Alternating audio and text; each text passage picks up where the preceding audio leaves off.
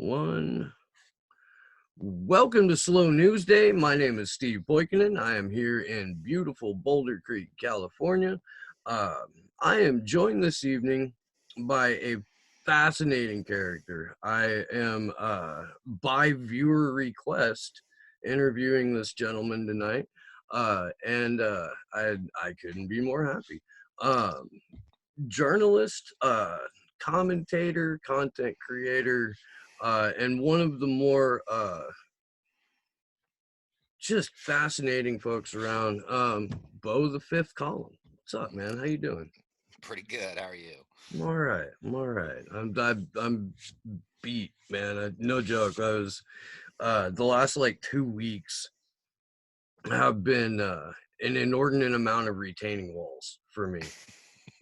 Like we just keep getting calls on them, or somebody will back into one, and we have to come out. And,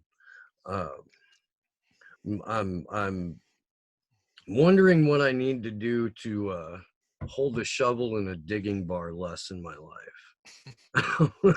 Right. So let's kind of hop into it, man.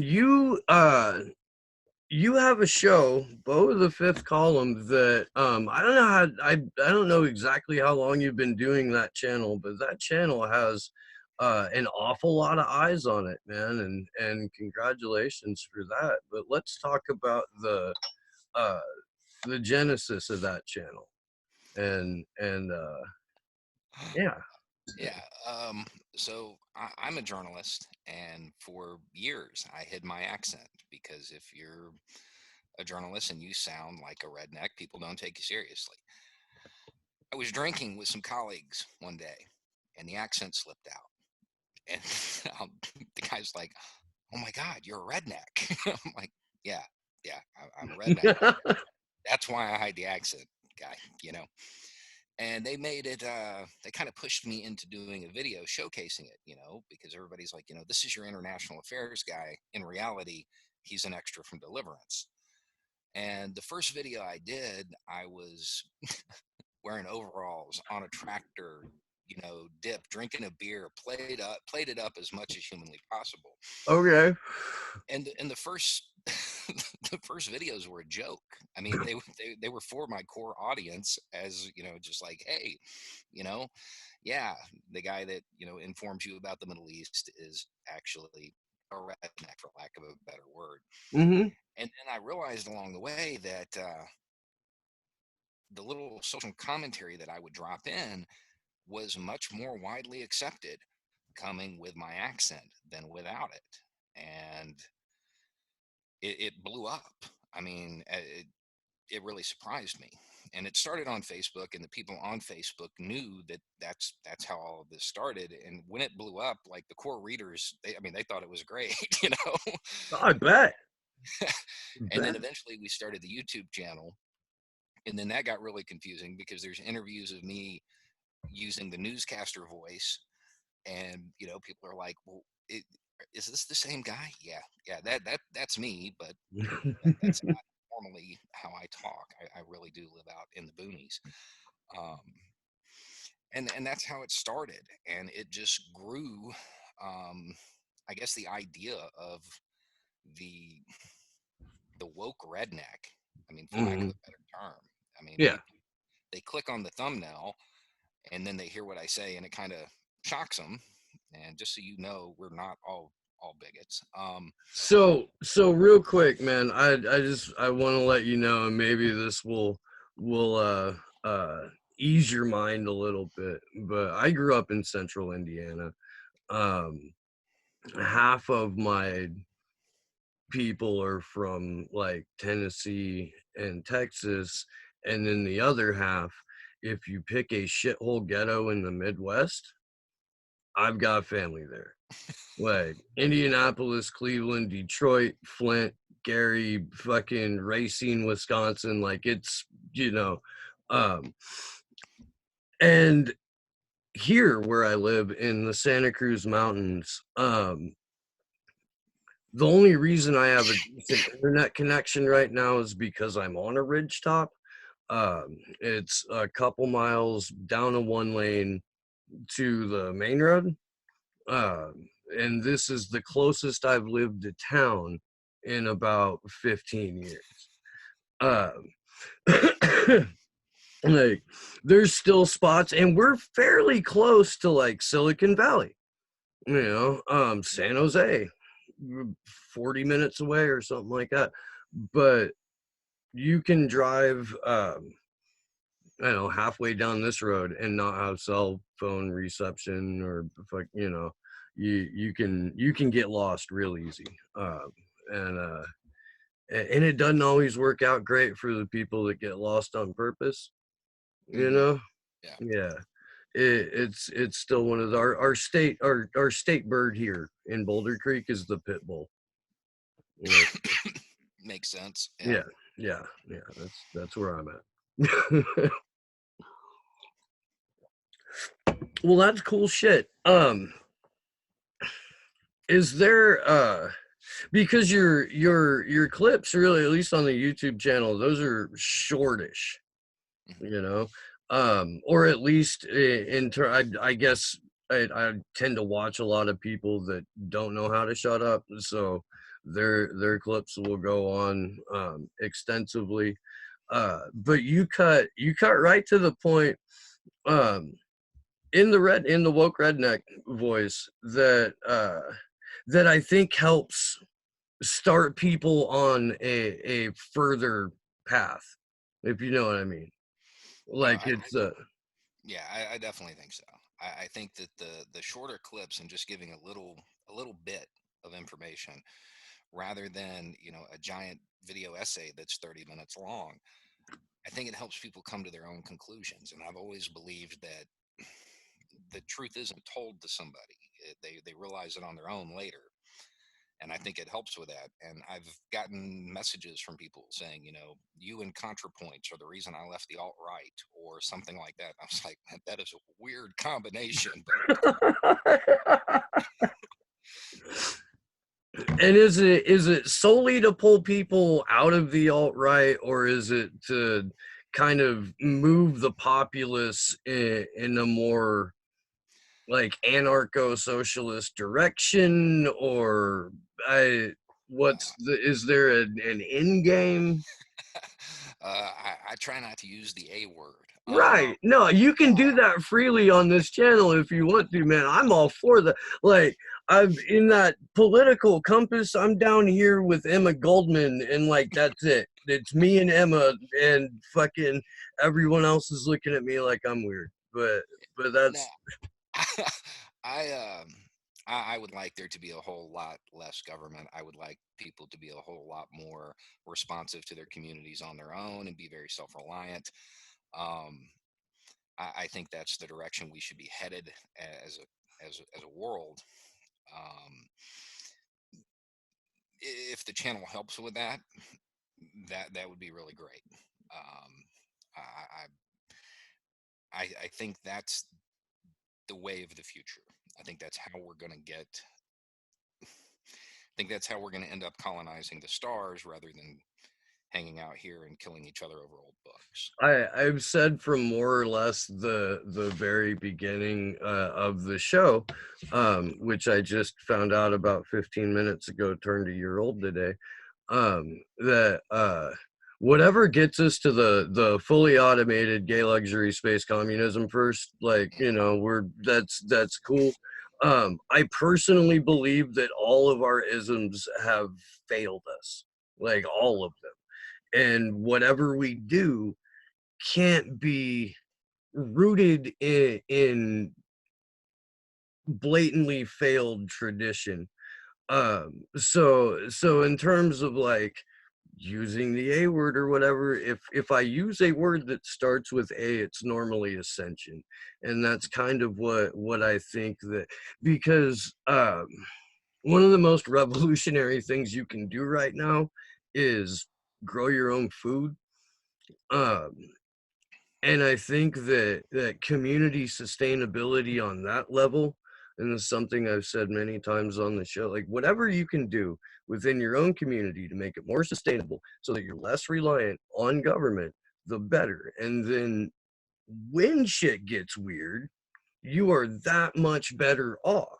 You are that much more prepared as a community to face whatever problems or whatever struggles may come your way.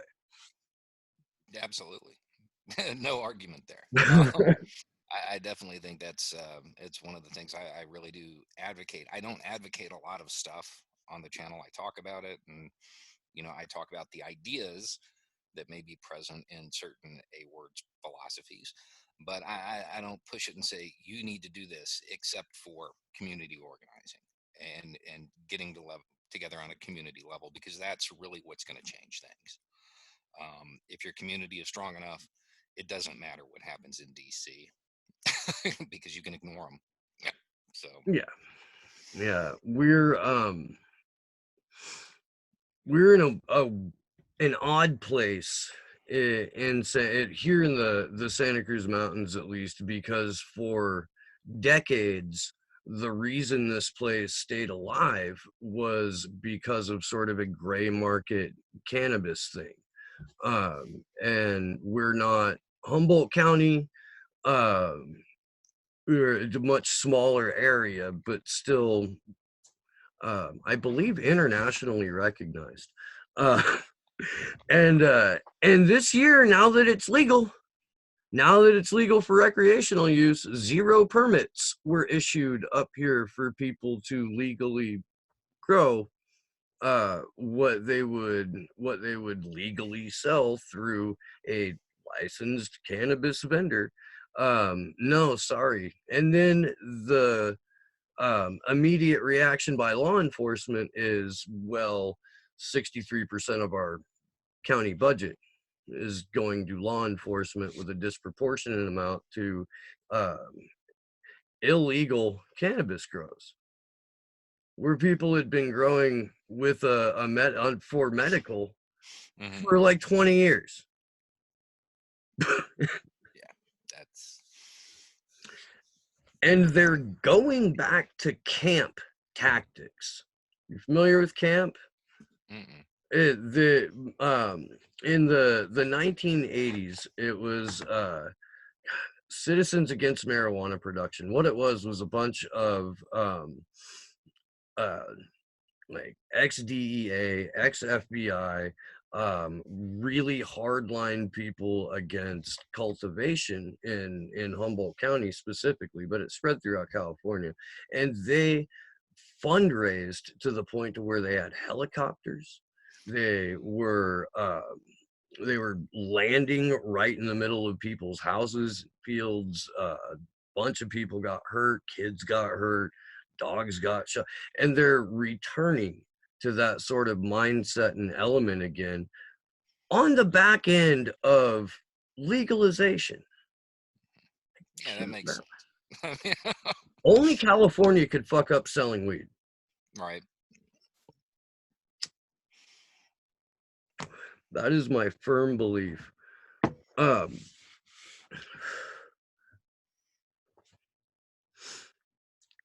Outside of the channel, you're a journalist. Do you write? Are there other places that you write? Do you what's have Well, you like what's the extent? You have any books out? Any of that stuff? lately I've just been doing the channel. But in the past, I've written for um, Digital Journal. I had a couple things on CNN.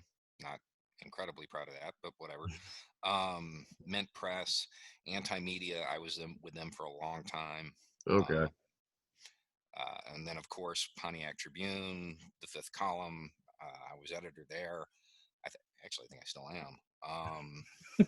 You haven't checked? Anyway, and then I helped found Greed Media, which was is an independent outlet for women, female editor, all female staff, and we helped get that off the ground, and then took a walk and just let them do it. It's doing great. I'm actually really proud of that one.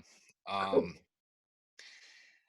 And then I wrote a couple of books, but that was long time ago. They're all out of print.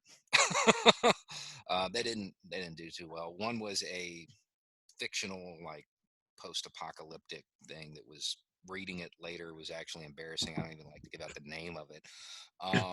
And then I wrote, wrote a couple textbooks on counterterrorism, surveillance, stuff like that. Okay. Um, what do you think about the CIA analyst who was tasked to the White House in a rotation of CIA analysts who, through hearsay, became the whistleblower that suddenly people like whistleblowers when I he think I think that there's a whole lot more that's going to come out. Um, the Judging by what is available in that report and the depth of knowledge that this person had about Ukraine's internal politics, I don't think that uh, I don't think that it's hearsay. I think well that I people I I agree. I'll agree with that. It's presented as hearsay. right, and I'm not sure that we're gonna. I think we're gonna find out that this person has a whole lot more firsthand knowledge than is being publicly kind of pointed to. Um, and I have a feeling that this is an area analyst and that really has a good read on Ukraine. Maybe not so much the US side of things, but somebody with that much knowledge understands how they perceived it. And I think that that may end up being more important than Trump's intent, really. But I think the most important thing is going to be how they classified everything and how they shifted the documents and the transcripts, and still haven't really released a transcript. They've released notes of a transcript. Uh, I think that that's actually what's going to fry them because they classified it at a ridiculously high level. There's not going to be any. Well, I don't know. I never saw it. Yeah, you did. Yeah, you did. And here's the record because they classified it at a level that they're not going to be able to deny seeing it. They're not going to be able to deny knowing about it because That's true. everything's tracked. Um, what bothers me though, I guess, is that this CIA analyst is being called a whistleblower, and in my opinion, if you work for the CIA and you're not blowing the whistle on crimes committed by the CIA, but you're ratting on a president that you were tasked by your agency to monitor and report back to on behalf of your agency, then you're not a whistleblower. You're a guy who's doing his job and doing his job really well. Um, we're gonna have to wait to find out because there are a couple of options here, and I think one of the one of the options is that this guy's an analyst and he'll probably be younger, newer to that community, Ooh, and I would. Are you familiar with John Kiriakou? yeah, yeah, Okay. He just friend of this show. He just was on, I believe it was Jimmy Dore's show the other day, and he was talking about this. He said CIA analyst attached to the White House is a coveted position, and it's something that people who have risen through the ranks among analysts and proven beyond a shadow of a doubt that they're quality, trustworthy, you fucking follow orders analysts, then you get the White House appointment. right. You have two options.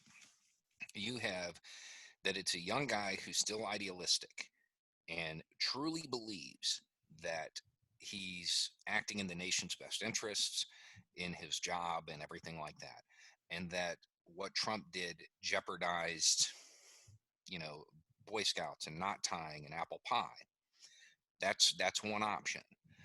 Another option is that you've got a seasoned, very seasoned, probably former field agent, um, who witnessed the the access that was given to that code word server and was like, this could get people killed. And then that becomes a reason to do it. Now, yet another option, and I don't really think it's probable, but it's possible that this is that we still don't actually know who it is. We've been told that the person has training as a CIA analyst. That's what we've been told. That doesn't necessarily mean they're still with the CIA. They could be hypothetically a envoy that recently resigned just in time to come back to testify if need be. And that's a theory, and I can't really poke holes in it that it's Volkner. I mean, that's possible. And he was like, I'm done. I can't deal with it. And used this as a way to torpedo it. Um, Well, that's a possibility as well. that would make it 100% about CrowdStrike then. I Or at don't. least on a surface level. 100% is inaccurate, but that would make it that would mean that what the analyst flagged was CrowdStrike, not the president doing something that every president and vice president does whenever they go overseas or whenever they talk to a foreign leader if they're trying to exert influence and draw faith. Got that video of Joe Biden saying fucking that he extorted the president of Ukraine for $1 billion in aid if he didn't fire a prosecutor. And Joe Biden sitting there in front of the Council on Foreign Relations next to I believe the current head of the CFR. And he's like bragging about it. And they're laughing in the room and they're having a great chuckle over it. And it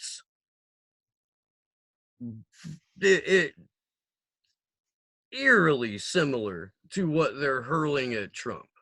I think well, I know the legal difference between the two is that when Biden did it, he did it ostensibly in the interest of foreign policy. When Trump did it, he did it to gain dirt on a domestic enemy. And that's a pretty big legal difference. Now, as far as whether or not we pressure governments to do stuff all the time via military aid, yeah, that's really why we give military aid, is to keep other governments in check. Now, if that was used for personal gain, it becomes a crime.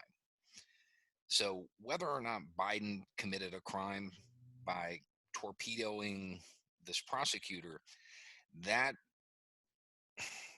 that really revolves around his intent. Um, and from what I've seen, and I looked into what Hunter Biden did, and that's the theory, is that he did this to protect Hunter Biden.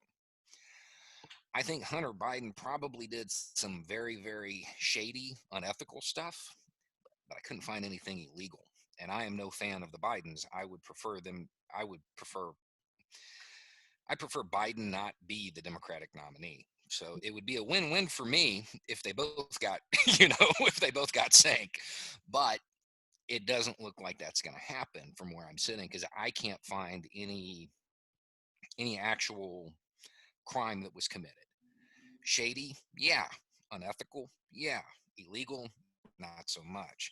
And then as far as the CrowdStrike thing, there's an issue with that too, in the sense that the idea is that it's a Ukrainian company, but it's actually based out there, out Right, of California. right.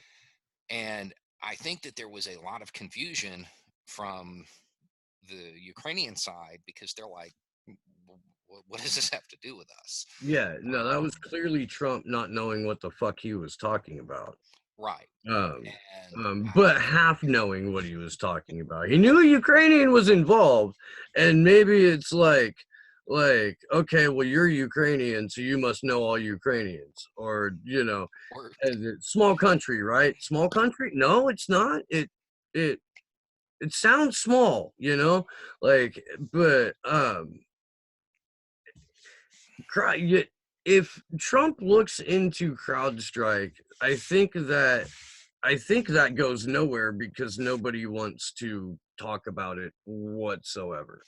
well, I think it also doesn't go anywhere because one of the other things that he's got wrong, and he's basing this off something Giuliani told him, and where Giuliani got it, I don't know. Roger Stone. Probably that would be a good guess, but but he's under the assumption that the FBI and the CIA never saw this server, and the CrowdStrike actually actually gave them access. What Giuliani's referring to is early on, the FBI, when they were investigating Guccifer, they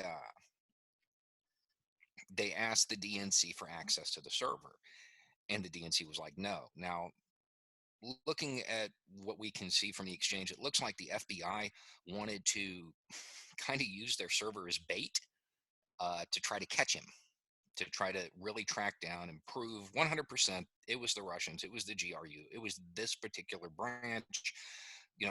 That's what it looked like they were trying to do. The DNC said no.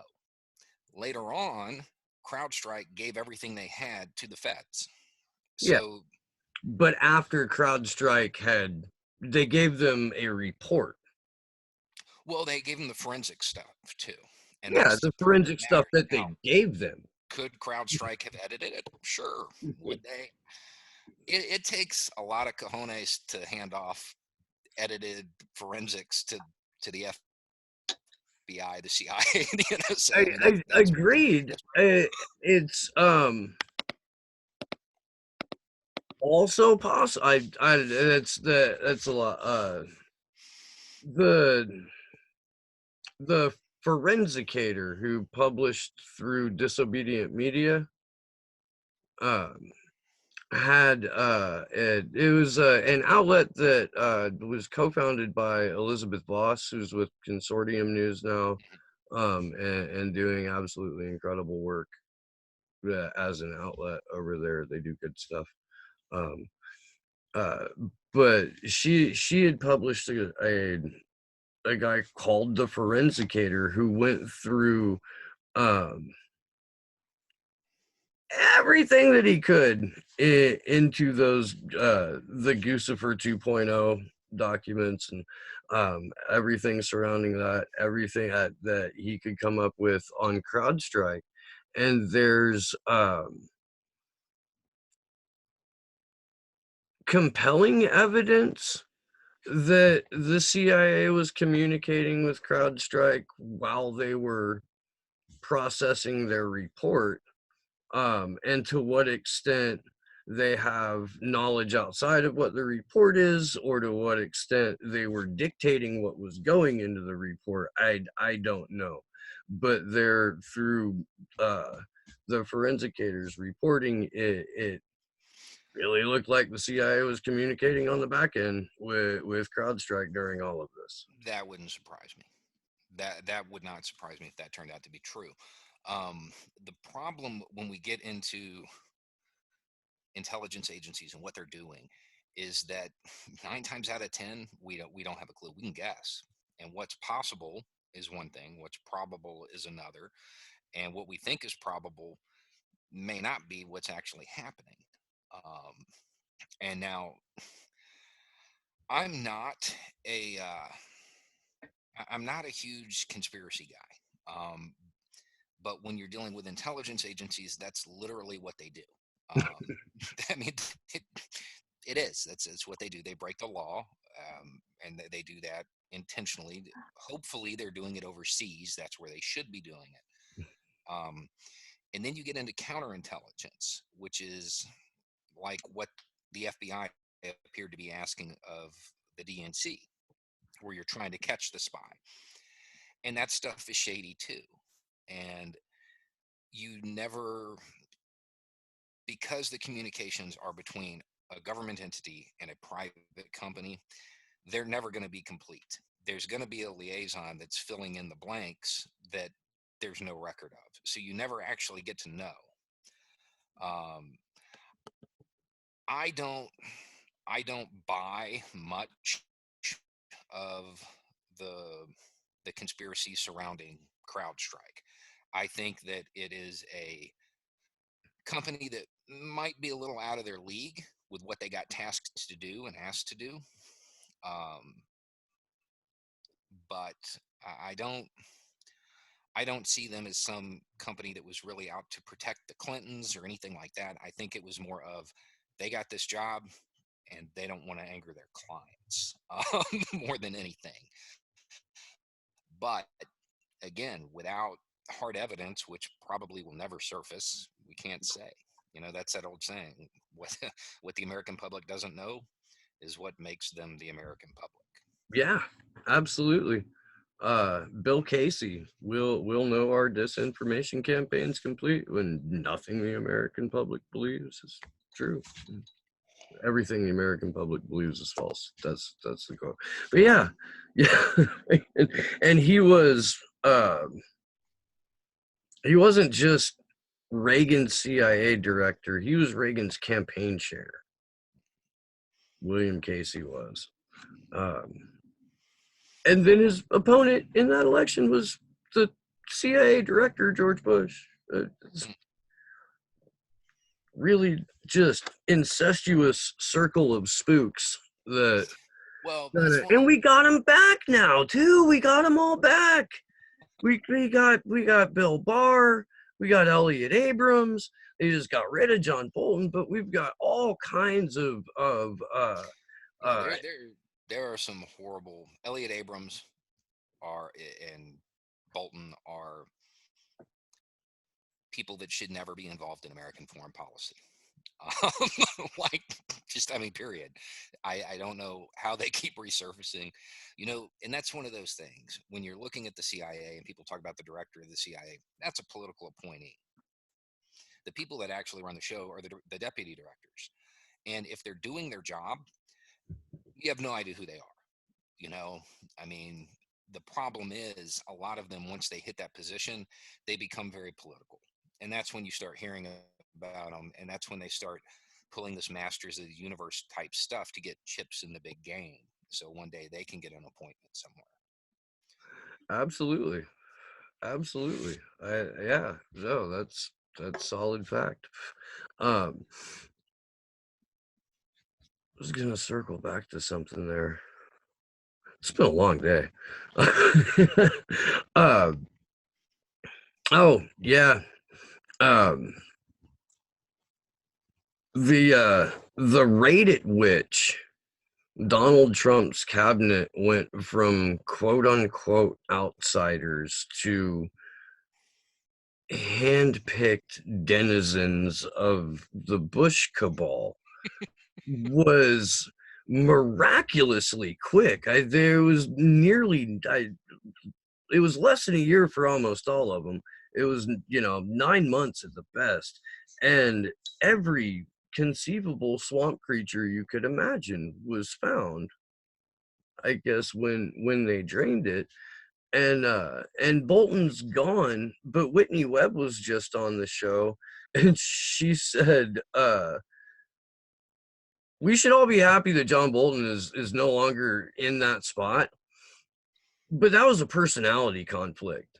That wasn't anything other than a personality conflict. And if you read something that tells you otherwise, it's bullshit and lies. And I have a lot of respect for Whitney Webb, so I tend to agree with her on that assessment. I'd co-sign that. I would co-sign that. You didn't have any. You're not going to have a foreign policy dispute with Trump versus a foreign policy expert, mainly because Trump doesn't actually have foreign policy opinions. So it's never going to be about strategy and policy. It's going to be about something personal or ego, which I think maybe had a little to do with it in this case. But I think that when Abrams and Bolton really came into the show was during Venezuela, and I think Trump really wanted regime change there, and still does. Not because he really cares, but because that's an awesome feather in his cap. From the right wing standpoint, crushed a socialist country, brought in, spread democracy, whatever. And I think that he kind of blames Bolton for that not happening. And I think that put a sour taste in his mouth. He immediately came out after Bolton was gone and was like, that pussy didn't do what I wanted him to do in Venezuela. And Congress, in bipartisan fashion, voted to give U.S. aid $52 million to spend on Juan Guaido's behalf. Mhm. $52 million, and that's play money for the CIA slush fund in Venezuela. Right. It, Well, like, and the thing, even people that don't know about USAID know that USAID is a slush fund for the CIA. It's fucking, right. it's ridiculous. And and U.S. court just allowed it. There was some, I can't. I had the article about it. I have it up. But what happened was they're allowing Citgo's shares to become public. I believe Citgo is basically like some court decision went through, and it's allowing for Citgo's basically global market share of oil to be scooped up by, it looks like, Exxon. Um, this is out of the Gray Zone project, um, and Carlos Vecchio, the fake ambassador to the fake president, um, his former bosses are Exxon, and it looks like Exxon is perfectly poised to swoop right in and absorb Citgo's global market share, um, through a court decision, not through a coup, not through, but I mean, it's just John Perkins was fucking right. Um, and that's a lot of what went down there too, was just economic hitmen and the sanctions on top of orchestrating with Venezuelan meat producers, and was it milk too, I believe, that they were pulling from the shelves and starving, yeah. And all that for clearly the world's second largest oil reserves, and you know maybe a strategic point in South America, maybe. Not so much anymore. There was a time when that would be true, but not so much. That's purely about money Yeah, and about showing it's in the U.S. interest. It's been in the U.S. interest and part of policy since the Cold War, that anytime you have a socialist or communist government pop up, it has to fail miserably. So they go out of their way to make sure that that happens. The sanctions, people talk about, well, the government failed. I mean, when you literally have their economy strangled, that's gonna happen. I mean, I don't know. yeah. I would like to see a socialist country that doesn't get Become hit. immediately destabilized by the U.S. or its allies. Right. Uh, I'd like to see it play out. And the thing is that this wouldn't have happened under Chavez. Chavez was not a perfect person in a lot of ways, but I think he was a believer in the idea. The next guy, not so much. Um, Maduro, not so much. But right, kind of. right. Well, there was Glenn Greenwald was breaking down the situation in Brazil and what happened more or less prior to that with Lula, where Lula had to, he wrote this big article, and it was published in the couple of Brazilian papers, but it was read on radio throughout Brazil, and it was how he was uh, putting down his revolutionary sword, and he was picking up a briefcase and like just embracing basically American style neoliberalism. Hmm. And the way that Venezuela was privatized around whatever uh, socialist programs Maduro was trying to implement, and the way that he worked with the capitalists in his fucking country, like, that's not a Bolivarian as far as I know. Right. Um, and the canard that Venezuela is a socialist country, I I want to shake them, man. I do. Just Like, I don't want to get violent or anything, but just like a good shake, you know? Really?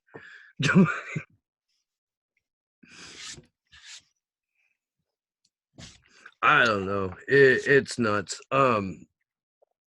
I know you have a Discord thing. I am fucking beat. Um, I am. It's been some weird couple of weeks here. It was like over 100 degrees last week.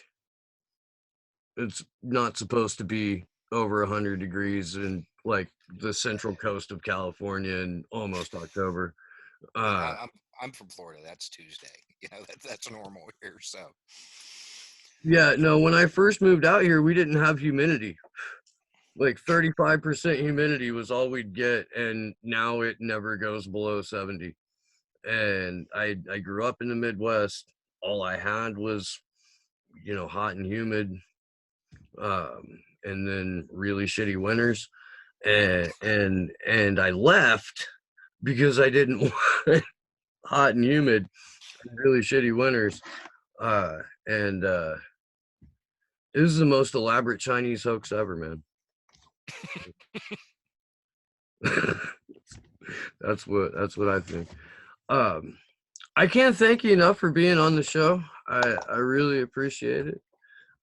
If the people who are going to watch this don't already know, will you please tell them where to find you? on YouTube, Beau+of+the+fifth+column. Twitter at BeauTFC. Instagram, same thing, Beau+of+the+fifth+column or BeauTFC. Facebook, we have a podcast now that you should be able to find on all of the major podcast distributors. I don't even know how that works, to be honest.